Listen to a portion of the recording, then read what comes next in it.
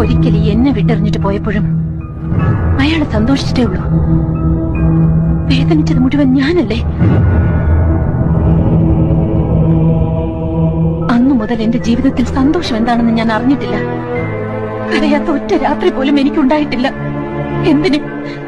ഉള്ളു തുറന്നൊന്ന് ചിരിച്ചിട്ട് പോലുമില്ല.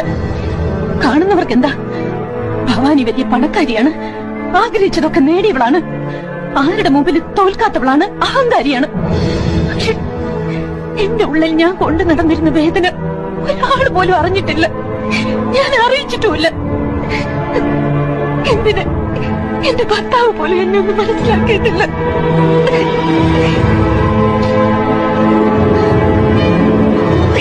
എന്നിട്ടിപ്പോ അയാള് മാത്രം ജീവിതത്തിൽ എല്ലാം നേടുന്നത് കണ്ടുകൊണ്ട് ഞാൻ അടങ്ങിയിരിക്കണോ?